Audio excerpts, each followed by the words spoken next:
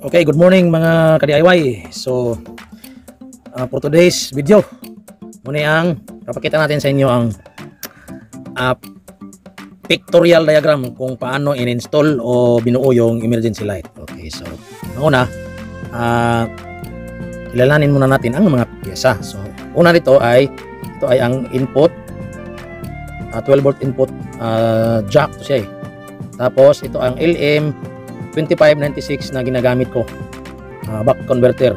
So, ang input supply niya ay mula 6 volts hanggang 36 volts. So, ito naman yung out niya, itong dalawa. So, papunta yan dito sa ating TP5000. So, hindi na tayo malilito kasi nakakolor code yung wire. Yung black, yung negative, at saka yung red is yung positive. So, ito naman yung type C charging input. So, charger na to. Type C yan. Okay, so may nagtatanong kung hanap ng diagram. So ganito po.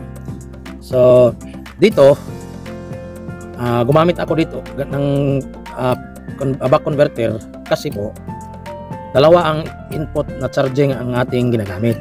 Ito ay pang cellphone, 5 volts charging. Input niya ay 5 volts. Sa mga cellphone natin 5 volts mostly.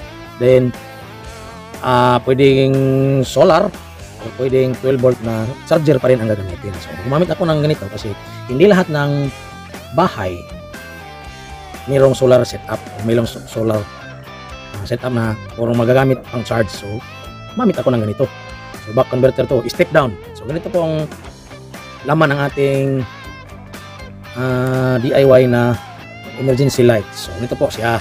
So isa-isahin natin. Dito po sa 12 volt input, kahit 9 volts kasi ang input voltage nito ay mula 6 hanggang 36 volts. So, kahit meron kang charger na 9 volts, 6 volts, 15 volts, 12 volts, 24 volts, 21 volts, pwede mong gamitin pang charge dito kasi converter to eh.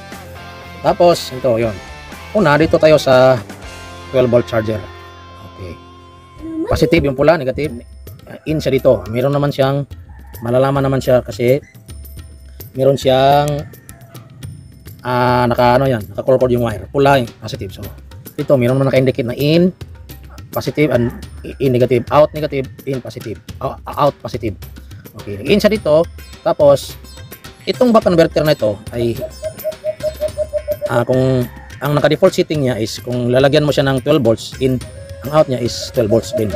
So, kung makikita niyo yung maliit na screw na yan, yun ang pipihitin pa counterclockwise para mag-adjust ang volt dito, ang voltahe, mag-reduce siya. So, ang ginagawa natin dito mga ka-DIY, minamatch ko siya dito sa cellphone charger na 5 volts lang. So, ni-step down ko siya para ang out niya ay, ito yung out niya, up, negative, positive. So, naging 5 volts din. In-adjust ko na yan. So, dito naman sa TP5000, ang didikit ng mga, so napaka, lang yun, talagang anuhin mo, baka maka-short circuit. So, kasi sobrang liit lang yung ng mga ano niya dito eh, input line niya. So, meron na siyang output dito na 5 volts. Pinagsama ko lang siya dito. Sa type C charger natin. Positive dito, yung itim, tapos pula dito. Tapos, para hindi na sila magkumpulan dito kasi malalaking wire ang ginagamit natin, ito na lang wire sa charging type C natin kasi yun na lang ang pinadaan ko dito. Pinapunta ko dito sa in ng ating TP5000. So, para hindi sila makumpulan. Ganoon ko na lang. Nilatan natin ng konti ng wire tapos sinulda natin dito. So, tapos dito, meron kayong makikita dito na positive B. Ibig sabihin, yun ang output papuntang battery. Ang dito naman sa kabila, yun ang in. So, hindi kayo malilito dahil magkabilaan yung positive. Yung apat na butas dito eh. Ang dalawa sa gitna ay puro negative yun.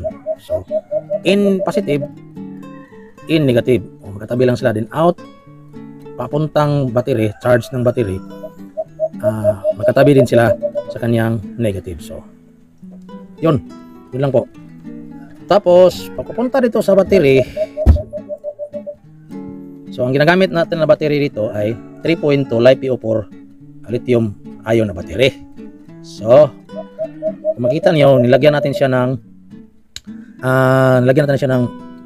BMS or Battery Management System na 1S o 1 series. So kung makikita niyo sa lalapit po natin. Kung makikita po ninyo, may naka-indicate diyan na B negative. Ibig sabihin connection papuntang negative ng battery. Tapos B positive papunta naman ng positive. At saka itong dalawang wire galing dito sa TP5000. Hindi ko na pinutol. Binalatan ko lang kasi papunta sa diretso diyan dito sa ating speed controller na switch or dimmer. Ito, dimmer switch to. Tapos ito, ang out dito na charge na papunta ay dadaan dito sa meron nakalagay na P negative at saka P positive. So, hindi mo na kailangan putulin. Diretso na dito yung wire papuntang switch. Ito. At dito namang wire na ito ay papunta ilaw. Dito na ako control. Kung i-on nyo natin to, yan, makikita nyo may LED indicator siya na ibig sabihin, maglabas siya ng voltahe. Okay. So, pwede naman tayong hindi nagagamit ng BMS na 1S kasi isa naman lang yung battery ang ginagamit. At saka itong TP5000, meron na to siyang battery management protection circuit. Meron na siya kasi yung light indicator niya dito na LED na tatlo, ang paa, ito ay mag-i-indicate kung nagcha-charge tayo, magiging red ang kulay nito. Pag full charge ay green. So, ibig sabihin, meron na siyang protection. Nag-auto cut-off na siya pag nag-full charge na. Wala nang babalik dito na voltahe. Kasi pag nag-full charge na, mag-auto cut-off na siya. So, kompleto na to.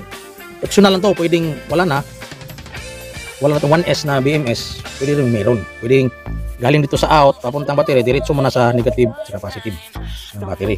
So, yun ang diagram nating pinakita kung paano natin ginaring. Screenshot nyo lang mga loads kung gusto nyo matutunan. So ito, back converter, 12 volts ang iin natin. Pwede 9 volts, pwede 24 volts kung meron kayo dyan na ganito. 5.5 jack, 5.5 mm by 2.1 mm. So, papasok siya dito, labas siya dito, then papunta siya papunta ito. Sabay sila sa Type-C na charger. So, ganun po ang ating diagram. So, actual po to na diagram para malalaman nyo kung paano kinabit. Screenshot nyo lang mga ka-DIY. Okay? So, maraming salamat. Okay, so meron akong konting pahabol dito sa ating TP5000. Ang TP5000 na charging module ay meron siyang default setting. Ang default setting niya po, kung LiPo4 na battery ang gagamitin nyo, 32650 na battery, meron siyang default setting. Kasi ang voltahe nito, ang full charge nito ng 3.2 volts ay hanggang 3.6 volts lamang. So, itong TP5000 ay meron siyang dalawang modification. So, ang default setting niya dito ay 3.6 lang ang kanyang out. So, meron tayong dalawang ma-modify dito. Halimbawa, gagamit tayo ng 18650 na 3.7 volts. So, i-modify natin siya dito. Meron dalawang modification ang magagawa dito. Una is, meron tayong yun, yung nakita nyo, yun sa likod, yun no? Makikita nyo yan. Yan. Kung makikita nyo yan sa likod, yan. Ano? Diyan natin i-jumper. Yung sa likod ng tatlong paano yan, mayroon nakasolder dyan na dinamper. Actually, hindi yan naka-jumper na. Ako nang dinajumper ko na yun kasi ang ginagamit ko na battery ay 3.7 dalawa. So, i-jumper mo yan, yung dalawang yan ay magiging 4.2 volts. Kung ang gagamitin ng battery ay 3.7 kasi ang full charge ng 3.7 18650 na battery ay 4.2 volts. Ito ay yung current ampere niya is 1 ampere lang to. Yung current. Tapos kung gusto mong gawing 2 amperes, meron naman tayong i-modify dito. Ito, yung dalawang bakante nito. Yun, makita niyo. Magdagdag ka lang ng 100 ohms na resistor diyan. So, tapos magiging 2 amperes na po ang kanyang capacity. Pero kung gagawin mo siyang 2 amperes, mas iinit tong TP5000. So magdagdag ka na lang dito ng heatsink. Okay, so kung LiPo4 ang gagamitin natin, hindi mo na siya i-jumper tong sa likod to, ito dalawa. Yan. Naka-jumper na yan kasi ginawa ko na yan eh. Hindi mo na kailangang i-jumper yan. Hindi mo kailangan gawing 4.2 volts kasi 3.6 lang ang full charge dito. Okay. So, kung gusto mong i-modify, maglagay ka lang ng R100 dito, ganitong resistor. Ang hirap niyang isulda kasi ang liit ng chip na ito. So, gawin mo siyang 2 amperes in 3.6 volts, pwede. So, kung 18650 ang gagamitin mo ng battery nga 3.7 volts, pwede mo siya, jumper mo siya dito para maging 4.2 kasi 4.2 yung full charge ng 18650. Pwede mong hindi pwedeng manatili lang yung 1 ampere o pwede mong gawin din 2 amperes. Yun lang po mga DIY. So, screenshot na lang po para makita niyo kung paano natin i-wire yan. Maraming salamat.